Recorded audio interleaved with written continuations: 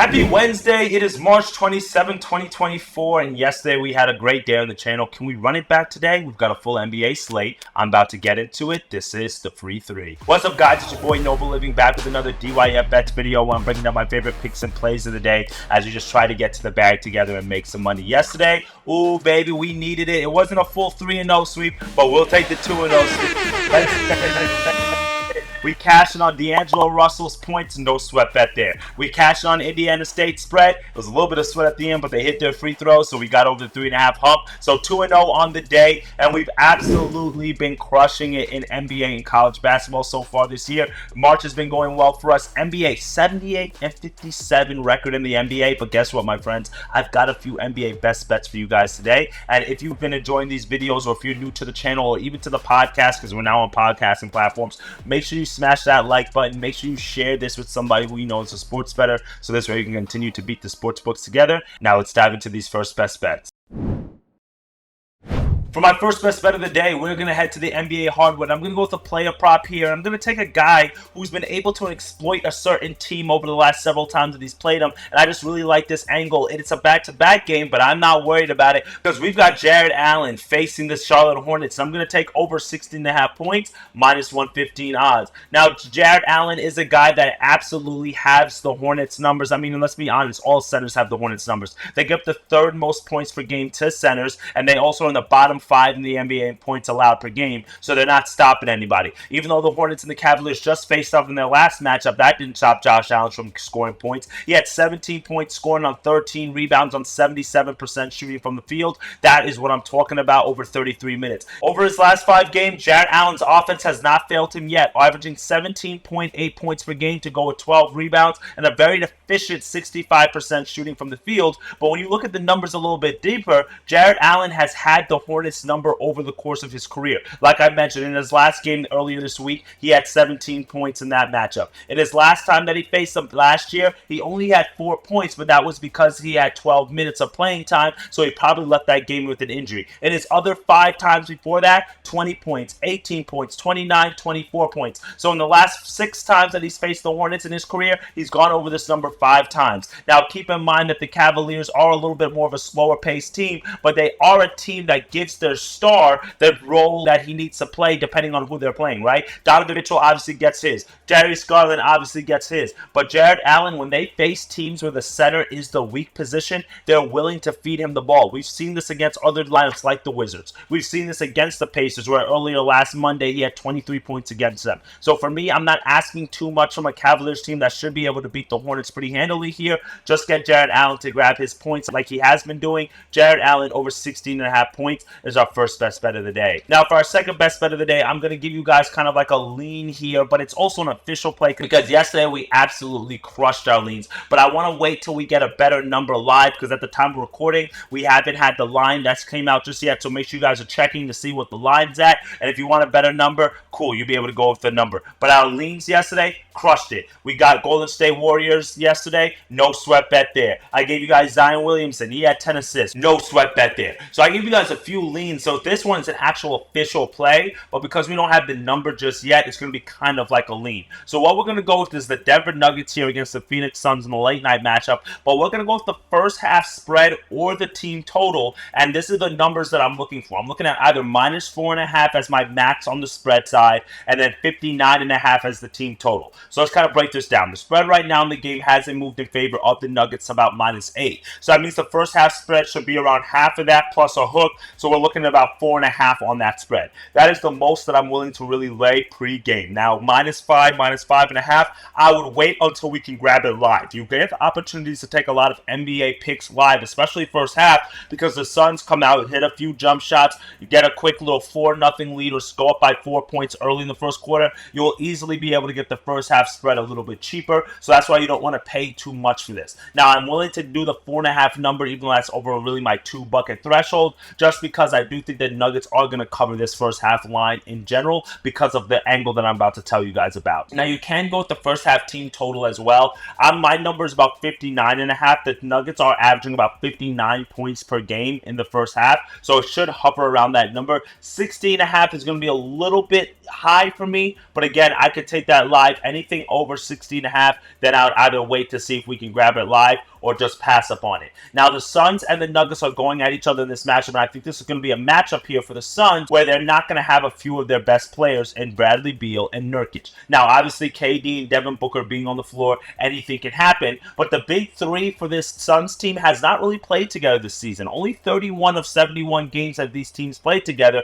That's a total of about 628 minutes, and Bradley Beal and Nurkic both did not practice on Tuesday, so I'm assuming that they're not going to be able to really go today, and if they do, maybe they're not all the way healthy, but if they do not play, which I'm banking on, then I'm expecting the Suns to kind of sputter coming out on the road today, and the Nuggets to be able to jump on top of the Suns, which is going to be kind of like a revenge spot for the Nuggets. The Nuggets have absolutely been dominating the NBA since the All-Star break, okay? They've turned around their play. They've finally gotten healthy. Yeah, we saw Aaron Gordon miss the last game. Jamal Murray missed the previous game as well. Both of those guys should be back in this matchup. They're 15-2 straight up and 11-6 against the numbers since the All-Star break, and now they're really making a push headed into playoff time. They're getting some great minutes from their role players like Caldwell Pope, Michael Porter Jr., Reggie Jackson, and I think this is a matchup that favors the Nuggets here at home. Now, if the Suns are going to be without Bradley Beal and Nurkic, then the lineup that they're going to go with is obviously KD, Devin Booker. Then we got Eric Gordon, Grayson Allen, and Drew Eubanks. Now, if we go with those five starters, their offense significantly takes a hit because now you don't have Bradley Beal facilitating. You don't have Nurkic's 10 to 12, 15 points that he normally dumps in, but you also don't have his offensive rebound and his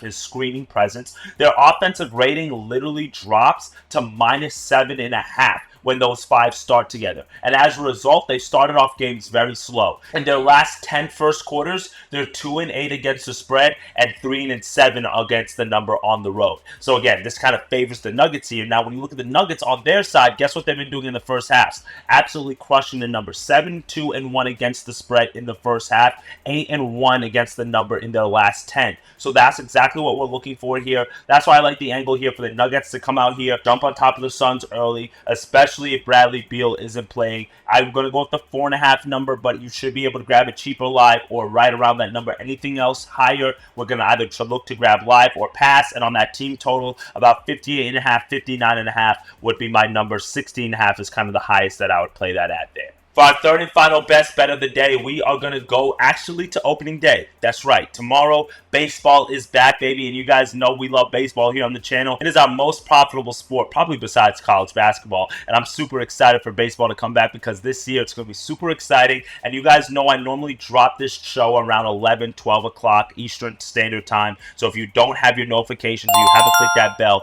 make sure you do that so this way you guys can stay up to date on whenever we're dropping the latest videos. But because I drop these videos around midday, I normally am not able to cover the early games, and that's really going to be a big impact come baseball season because you guys know Wednesdays are travel days, so we have a lot of early games. Tomorrow being opening day, we have a lot of early games, so I do want to cover an early game that you probably might not be able to get in time depending on when you watch this video if we had done it tomorrow. Today, we're going to lock in an early baseball bet. If you want to put it in the morning, be my guest, but we're going to go with the Baltimore Orioles in the first 5 on the run line, -0.5 a run over the Los Angeles Angels, gives you about -125 odds here. Now, we're going to isolate this to the first 5 run line here, only to the first 5 innings. If you want to take the Orioles on the overall spread of the game at -1.5 on the run line plus value, I'm not opposed to that. But I like the first 5 here because I like to isolate baseball to the starting pitching matchup. Now, the Baltimore Orioles know that this is their window to win a championship. They know that this is their time. They've got a young team there with some great hitters, with some great people like Adley Rutschman. You've got Kyle Bradish, you've got Ryan Mountcastle. I mean, the list goes on and on. This team has got some hitters, they've got some pitchers, and they went out this offseason and they kind of bolstered up that bullpen and that rotation a little bit by bringing in Corbin Burns from the Milwaukee Brewers. The former Cy Young Award winner is going to be somebody who can come into this team, into the staff, into this rotation,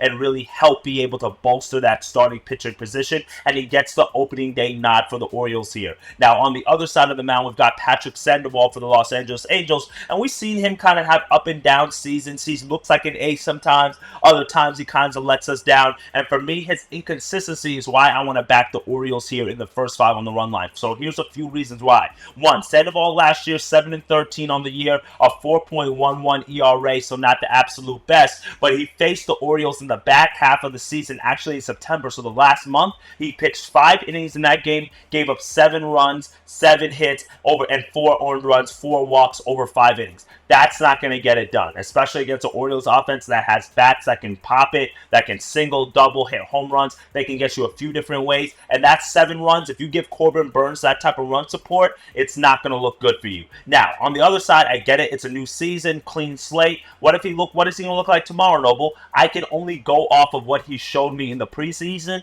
and this preseason, he sucked, okay? He started 4 games in the preseason in spring training. He's 0-3 with 3 losses in 11 innings, 16 hits, 12 runs, 9 earned runs. That is good for a 7.15 ERA in the preseason over 11 innings to only go with 10 strikeouts and 6 walks. 6 walks in 11 innings, and I get it. It's spring training. It's preseason. But that is an alarming stat against an Orioles team that is willing to take pitchers and is going to get on base. So if you got Corbin Burnes starting with his new team at home, inspired, now going against a Patrick Sandoval who's not been in the best form of spring training, and I'm going to go with the better lineup here in the Orioles because obviously the Angels have lost Ohtani in the offseason. Mike Trout is healthy for now. We're going to see how long that lasts this season. I just think that this is the Orioles season to maybe be able to make a push to the World Series, and I believe that starts here in Game 1. That starts off early. So give me the Orioles first 5 on the run line, minus 125 odds as our third best bet of the day and our first baseball bet of the season.